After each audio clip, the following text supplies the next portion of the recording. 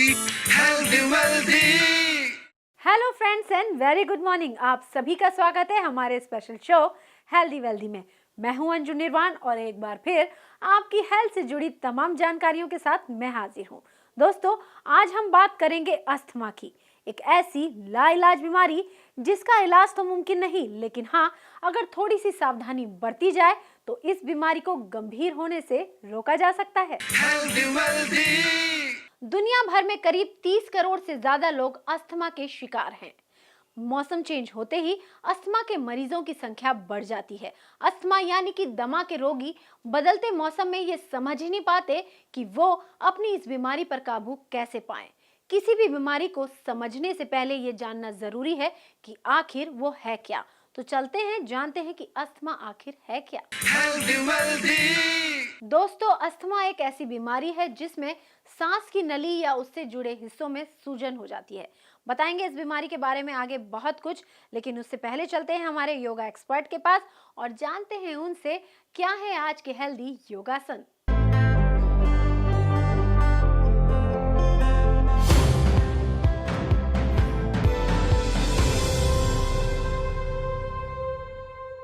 आज हम एक नए आसन वज्रासन के संबंध में आपको बताएंगे। वज्रासन का अर्थ यह हुआ कि हमारे शरीर में जो नीचे का भाग है वहां एक वज्र नाड़ी होती है। वह भीतर नीचे गुदा मार्ग के निकट एक नाड़ी होती है जिसको वज्र नाड़ी कहते हैं। उस नाड़ी को नियंत्रित करने के लिए वज्रासन किया जाता है। यह वज्रासन में बैठने की मुद्रा है। पांव को मोड़कर हम पीछे की तरफ कर देते हैं और बड़ी आसानी से बैठ जाते हैं और इस तरह बड़े आराम से बैठते हैं जब, और हमारा जो प्रेशर है वह वज्र नाड़ी पर होता है पांव के माध्यम से। यह पांव मुड़ा हुआ है। इससे दो लाभ हैं। एक, भोजन करने के बाद इस आसन को करने से पाचन शक्ति प्रदीप्त होती है, क्योंकि इसका विज्ञान यह कहता है कि जो कुछ भी हम भोजन करते हैं वह पेट में जाता है तो शरीर की पूरी ऊर्जा उसको पचाने में लग जाती है। अगर हम खड़ा होकर भोजन करते हैं या खड़ा होकर भोजन के पश्चात अगर कोई गतिविधि करते हैं तो हमारे शरीर की ऊर्जा पांव तक चली जाती है। इसलिए हम लोग इसको मोड़ लेते हैं। हम मोड़ के बैठ जाते हैं बड़े आनंद से। रीढ़ की हड्डी सीधी होनी चाहिए और बैठे हुए हैं, बातचीत करें, कोई बात नहीं है। ध्यान यह रखना चाहिए कि दोनों कुल्हे के बगल में यह हमारा पांव मुड़ा हुआ हो, दोनों कुल्हे के बगल में पीछे मुड़ा हुआ हो और फिर उसी पर हम बैठे हुए हों और फिर इस तरह वही चिंतन मुद्रा, गर्दन ऊपर उठी हुई, चेहरे पर स्मित मुस्कान हो और फिर हम बैठे हुए हैं। तो इससे होगा कि पाचन शक्ति आपकी इतनी प्रदीप्त हो जाएगी कि उसको आपको खाना खाने के बाद भी फिर खाने की जरूरत पड़ेगी अगर आपने कुछ इसको नियमित कर लिया। और मैंने कई बार कहा है कि भोजन आप सादा करें। व्यायाम के बाद आप चाहें तो अंकुरित मूंग, चना, मधु मिलाकर उसका सेवन करें। और एक और आवश्यक है कि जब कभी भी आप बैठें आसन करने के लिए तो उसके थोड़ी देर पहले पानी पी लें। और मिट्टी के बर्तन में अगर आप पानी पी सकते हैं तो बड़े भाग्यशाली हैं आप। तो ऐसे अगर आप करेंगे तो वज्रासन से आपको बहुत लाभ होगा। आपकी वज्र नाड़ी प्रभावित होती रहेगी और वज्र नाड़ी के कारण आपकी पेट की गतिविधि स्वस्थ रहेगी, पाचन शक्ति ठीक रहेगी। आप जो भोजन करेंगे वह सरलता से पच जाएगा और इसके ये ऐसे करने से मल का निष्कासन भी हो जाएगा। ऐसा हमारे शास्त्रों में नियम बताया गया है। लेकिन सबसे महत्वपूर्ण बात यह है कि आप मल के निष्कासन की भी व्यवस्था करें। पानी खूब पिए। पानी पिएंगे तो पेट साफ रहेगा और आपको किसी प्रकार की बीमारी नहीं होगी।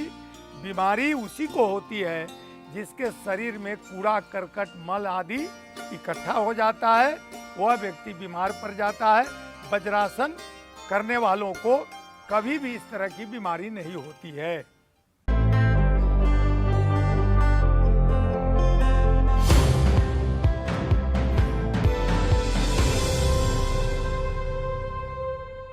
जल्दी जल्दी सांस लेना, सीने में कसाव होना या फिर सांस लेने में दिक्कत होना, ये सभी अस्थमा के लक्षण हैं। लेकिन अगर आप थोड़ा सा योगासन करें या फिर प्राणायाम करें तो काफी हद तक अस्थमा पर काबू पाया जा सकता है। Healthy wealthy. और अब बात जिम की। अस्थमा पेशेंट्स के लिए जिम में एक्सरसाइज करना भी काफी फायदेमंद है, इसलिए चलते हैं हमारे जिम एक्सपर्ट के पास और जानते हैं उनसे आज के कुछ स्पेशल वर्कआउट।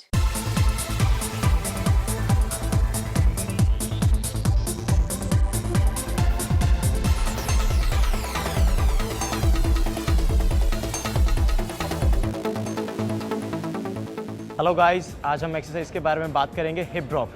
वो हम परफॉर्म करेंगे TRX पे। उसको परफॉर्म करने के लिए हमारी सबसे ज़्यादा ज़रूरी है कि हम TRX को जानें, क्योंकि TRX अगर आप ढंग से नहीं यूज़ करते तो आपको इंजरी होने के काफ़ी चांसेस होते हैं।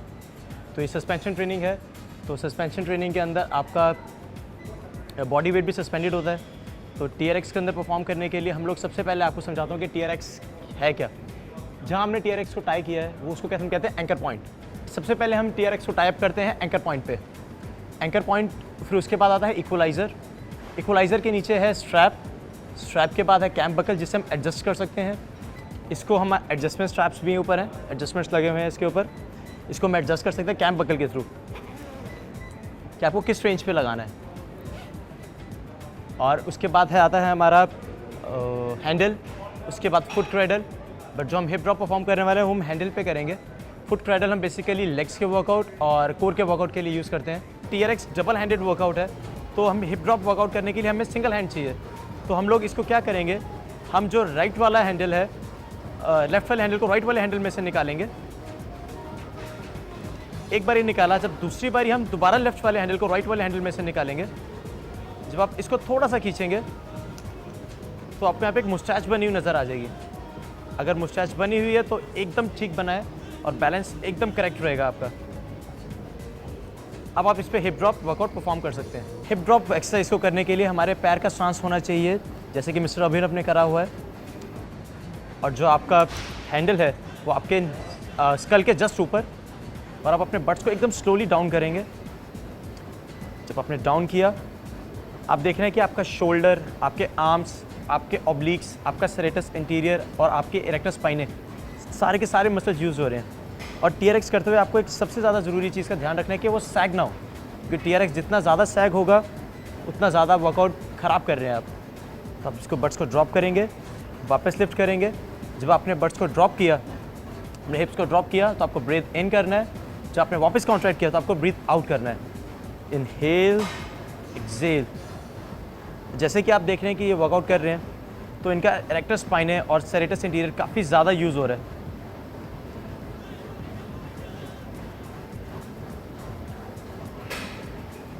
और आपके स्कल के ऊपर आपका हैंडल एकदम प्रॉपर रहना चाहिए, क्योंकि अगर वो ज़रा सा भी डिसबैलेंस हुआ तो आपके नेक के ऊपर काफ़ी ज़्यादा स्ट्रेन आएगा।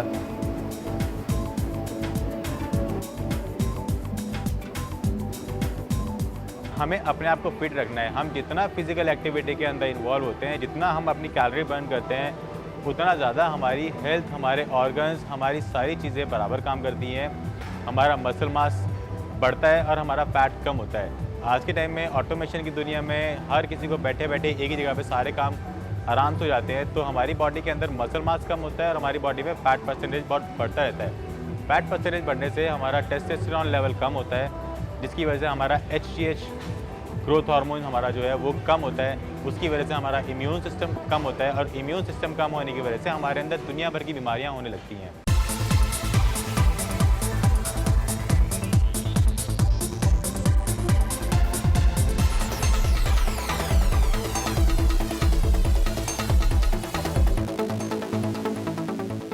अस्थमा के पेशेंट्स को जिम में एक्सरसाइज भी करनी चाहिए। अगर आप ट्रेडमिल पर वॉक करते हैं तो उसको करने से आपकी ब्रीदिंग एक्सरसाइज होती है और सांस लेना और छोड़ने की ये प्रक्रिया काफी हद तक आपकी सांस लेने की तकलीफ को कम कर सकती है। अस्थमा का कोई भी स्पष्ट कारण नहीं होता। ऐसा माना जाता है कि अस्थमा एक जेनेटिक समस्या है, यानी कि अगर आपके पूर्वजों को अस्थमा रहा है तो आपको भी अस्थमा हो सकता है, या फिर कोई ऐसा व्यक्ति जो कि एनवायरनमेंट को लेकर ज्यादा सेंसिटिव हो, उसे भी अस्थमा की प्रॉब्लम हो सकती है। बुजुर्गों में भी अस्थमा ज्यादा पाया जाता है। धुएं के कारण, ठंडी हवा या फिर इमोशनल तनाव भी अस्थमा की वजह बनता है। इस बीमारी के बारे में और ज्यादा जानकारी के लिए बात करते हैं हमारे हेल्थ एक्सपर्ट से।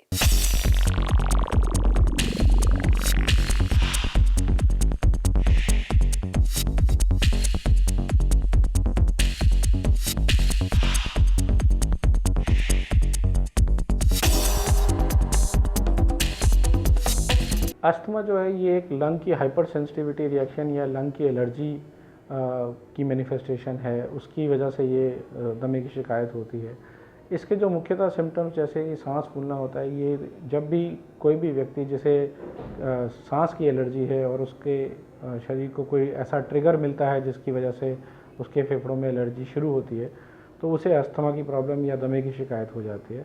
इसमें मुख्यतः ट्रिगर का एक्सपोजर होने से या ऐसे एलर्जन का एक्सपोजर होने से या कोई भी चीज़ जिसकी वजह से उसे एलर्जी हो रही है ऐसा के कांटेक्ट में आने से सांस की नलियों में एक सूजन आ जाती है और वो जकड़ जाती है, जिसकी वजह से उसे सांस लेने में तकलीफ़ हो सकती है, उसे खांसी हो सकती है, उसे छाती में दर्द हो सकता है और बलगम बन सकती है।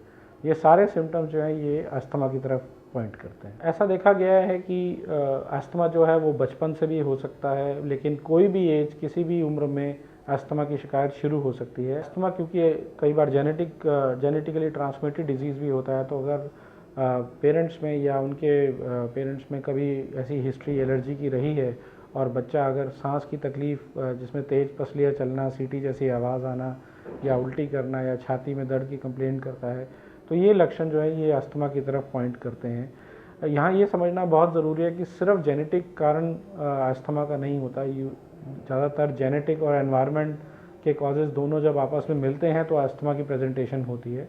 और ये भी ज़रूरी नहीं है कि बिना जेनेटिक फैक्टर के अस्थमा नहीं हो सकता। कई बार ऐसा भी देखा गया है कि फैमिली में कोई अस्थमा की हिस्ट्री नहीं होती, उसके बावजूद भी अस्थमा की प्रॉब्लम हो सकती है।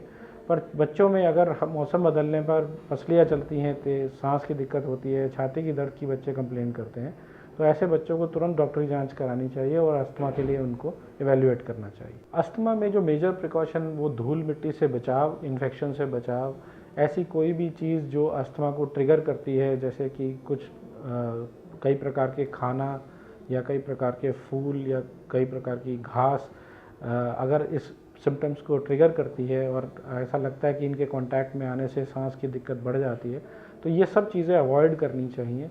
इसके अलावा ये बहुत ज़रूरी है कि बच्चों में जल्दी से ये सिम्टम्स आइडेंटिफाई हों और उसके तुरंत एक डॉक्टरी सलाह ली जाए, जिससे अगर ये एस्टेब्लिश होता है कि ये अस्थमा की प्रॉब्लम है तो उससे बचाव किया जा सके। इसके अलावा ऐसा देखा गया है कि घर में कुछ चीज़ें जो धूल को इकट्ठा करती हैं, जैसे कि कर्टेन्स हैं या कारपेट्स हैं या पुराने ऐसे कमरे जिनमें सीलन काफ़ी है और ज़्यादा हवादार रोशनी हवा नहीं है और डैम्पनेस ज़्यादा है, ऐसी जगहों पे अस्थमा के सिम्टम्स जो हैं वो काफ़ी कॉमन होते हैं। अस्थमा की ट्रिगर्स काफ़ी कॉमन होते हैं और यूजुअली ऐसे बच्चों को जल्दी अस्थमा की शिकायत होती है। कई बार ऐसा भी देखा गया कि घर में पेट्स होने से या फर वाले कपड़े या खिलौने होने से बच्चों में खांसी और छींकें काफ़ी कॉमन रहती हैं, जो भी अस्थमा का एक कारण बन सकती हैं। अस्थमा कभी भी लाइफ थ्रेटनिंग हो सकता है और इनफैक्ट अस्थमा एक ऐसी बीमारी है जो अगर अच्छे से कंट्रोल नहीं की जाए तो वो 15 से 20 मिनट या आधे घंटे में ही जानलेवा हो सकता है और मरीज एक नॉर्मल खांसी या सांस की घुटन से वेंटिलेटर की स्टेज तक पहुंच सकता है। इसलिए ये बहुत ज़रूरी है कि अस्थमा का बहुत ही पहले आइडेंटिफिकेशन हो और एक प्रॉपर कंट्रोल हो और इमरजेंसी सिचुएशन में उसका जल्द से जल्द इलाज किया जा सके, जिससे जान का खतरा जो है अवॉइड किया जा सके। अस्थमा छूत की बीमारी नहीं होती क्योंकि ये एलर्जी की बीमारी होती है, तो अस्थमा एक व्यक्ति से दूसरे फैमिली मेम्बर में तो नहीं फैलेगा। लेकिन एक बात ये भी है कि अस्थमा के मरीज़ जो हैं उन्हें अगर बार बार इन्फेक्शन हो रहे हैं, खांसी या सर्दी या ज़ुकाम हो रहा है, तो ये इन्फेक्शन या वायरल इन्फेक्शन एक उनसे किसी दूसरे फैमिली मेम्बर को भी हो सकते हैं, लेकिन अस्थमा अपने आप में छूत की बीमारी नहीं है। ज़्यादातर ऐसा देखा गया है कि अस्थमा एक हाइपर इम्यून सिस्टम की बीमारी है, जिसमें इम्यूनिटी जो है वो ज़रूरत से ज़्यादा है। और ऐसा देखा गया है कि जब बाहर से कोई एक फॉरेन ऑब्जेक्ट हमारी बॉडी में एंटर करता है सांस के रास्ते के द्वारा, जैसे हम ट्रिगर कहते हैं या एंटीजन ट्रिगर कहते हैं, उसका जो एक हाइटेंड रिस्पांस या जो तेज़ इम्यून रिस्पांस होता है, उसी की वजह से एलर्जी या अस्थमा होता है। इसलिए एक स्ट्रॉन्ग इम्यून सिस्टम जो है वो अस्थमा का ट्रिगर करता है। अस्थमा का अटैक जो है उससे पहले एक ट्रिगर होते हैं या एक प्रोड्रोमल सिम्टम्स होते हैं, जिसमें सर्दी, जुकाम या छींके आना, नाक बंद होना, खांसी होना या गले में खराश होने या स्किन में एलर्जी के लक्षण या आँखों में खुजली, नाक या कान में खुजली, ये सारे सिम्टम्स जो हैं ये एलर्जी के ऑनसेट के सिम्टम्स हैं। और अगर इन सिम्टम्स को हम इग्नोर करें तो ये आगे बढ़कर सांस की दिक्कत दे सकते हैं। अस्थमा एक कंट्रोलेबल डिजीज़ है, इसका परमानेंट क्योर नहीं है। और ऐसा देखा गया है कि क्योंकि ये सांस की एलर्जी है और जब भी इसमें ट्रिगर होगा तो अस्थमा के सिम्टम्स जो हैं वो आएंगे। लेकिन अगर नियमित रूप से अस्थमा की दवाई ली जाए और प्रॉपर इंस्ट्रक्शंस पे दवाई ली जाए तो ये बीमारी पूरी तरीके से कंट्रोल की जा सकती है। और ये इस हद तक कंट्रोल हो सकती है कि व्यक्ति को कोई भी सिम्टम्स कभी भी किसी भी परेशानी में नहीं होते। पर ये जड़ से क्योर अस्थमा का आज की डेट में नहीं है।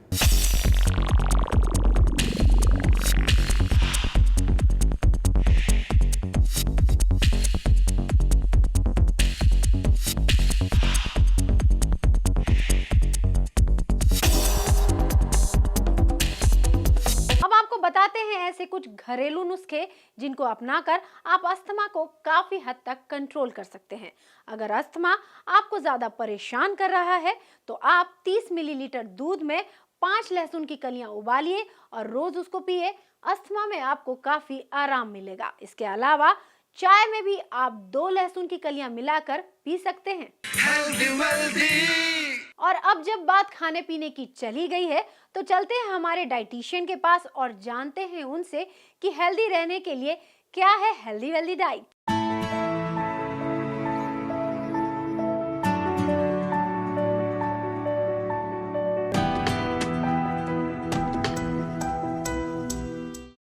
तो आज हम बात करते हैं अपने डेली हेक्टिक शेड्यूल में फ्रूट्स के बारे में। जिस आजकल के लाइफस्टाइल में बहुत बिजी हेक्टिक शेड्यूल में लोग फ्रूट्स को बिल्कुल अवॉइड कर चुके हैं।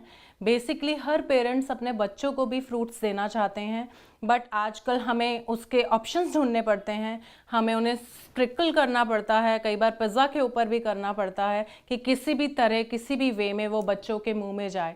बट अगर हम एक टॉपिक फ्रूट्स का लें तो मैं अनार के बारे में बात करना चाहती हूँ कि अनार के कितने बेनिफिट्स हैं। क्योंकि इतने बिजी शेड्यूल में अगर आप अनार को ऐड ऑन कर लें, क्योंकि जब हमें प्रिस्क्राइब करा जाता है थ्रू डॉक्टर या हमें कोई प्रॉब्लम हो जाती है तब हम फ्रूट्स पे आ जाते हैं। But why not every time, why not in a daily routine. अगर हम डेली एक अनार को ही ले लें कि ठीक है अभी हम सीजनल फ्रूट है और इसको प्रेफरेंस दें, तो हम उसको ले सकते हैं। उसके बेनिफिट्स क्या हैं कि आपके कोलेस्ट्रॉल के लिए एंड आपके लो ब्लड प्रेशर के लिए इट्स वेरी बेनिफिशियल। आपके इम्यूनिंग सिस्टम को इंक्रीज़ करता है अनार। इम्यूनिंग सिस्टम अगर आपका इंक्रीज़ होगा सो ऑटोमेटिकली डाइजेशन के लिए इट्स वेरी गुड। और आपको मैं बताना चाहूँगी कि डेंटल हेल्थ से रिलेटेड भी ये बहुत लाभदायक है, वेरी इंपॉर्टेंट। सो अगर डेंटल से रिलेटेड बात करी जाए तो बच्चों के लिए ऑटोमेटिकली ये बहुत अच्छा है, क्योंकि आजकल बच्चे चॉकलेट्स एंड जंक फूड वगैरह को प्रेफरेंस देते हैं। तो आप एटलीस्ट इसको ऐड ऑन कर लीजिए उन बच्चों के लाइफस्टाइल में या अपने लाइफस्टाइल में। सो प्रॉबेबली अगर हम अनार को ऐड करें तो हम उसको बेबीज़ को दे सकते हैं किसी भी वे में। एंड डेली हेक्टिक शेड्यूल में हमारे पास टाइम ना होने के कारण अगर हम उसको ऐड ऑन कर लें, जैसे डिनर, अगर हमें लगता है कि हमने ब्रेकफास्ट किया है, लंच किया है और हमारे लिए इनफ है, बिकॉज अगर पर डे की कैलोरीज हमारी 1200 होनी चाहिए या 1300 होनी चाहिए तो एक एनर्जेटिक लेवल के लिए इट्स इनफ। बट हम कई बार क्या करते हैं, अननेसेसरी भी मील्स लेते हैं कि डिनर का टाइम हो गया है और हमें भूख नहीं है तो हम फूड तब भी लेते हैं। But why not with start with fruits, कि अगर हम फ्रूट्स लें डिनर की बजाय तो हम अनार ले सकते हैं। It's very good at dinner time. कि ये नहीं है कि अगर हमें खाना खाना है तो आपने वेजिटेबल्स और एवरी टाइम फाइबर्स और एवरी टाइम आपने चपातीज़ एंड राइस ही लेने हैं। तो आप फ्रूट चाट्स बना सकते हैं, सैलड्स ले सकते हैं, और अनार इट्स वेरी गुड। सो मैं आज यही बताना चाहती हूँ कि आजकल के डेली लाइफस्टाइल में लोग फ्रूट्स को बिल्कुल भूल गए हैं, और ज़रूरी नहीं है कि हमें भूख नहीं भी है तब भी हम डिनर करें या लंच करें। हम उसमें एक मील को में फ्रूट को ऐड ऑन कर सकते हैं, जिसमें अगर हम एक अनार को प्रेफरेंस दें तो अच्छा होगा। अनार को आप जूसेस के तौर पे भी ले सकते हैं, जैसे ही आपको वो कंफर्टेबल हो। तो आप उसको अपने लाइफस्टाइल में अनार को ऐड ऑन करिए and definitely you will get benefits.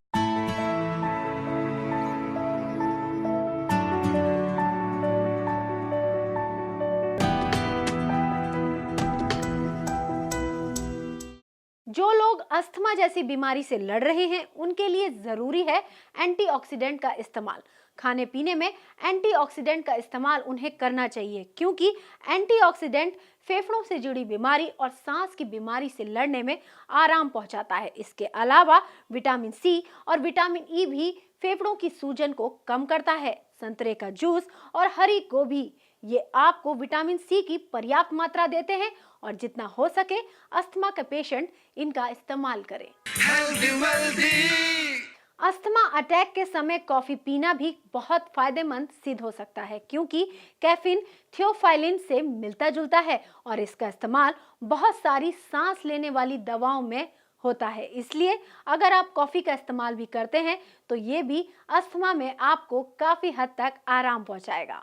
हमारे आज के एपिसोड में फिलहाल इतना ही। दीजिए इजाजत। नमस्कार। Healthy wealthy, healthy wealthy.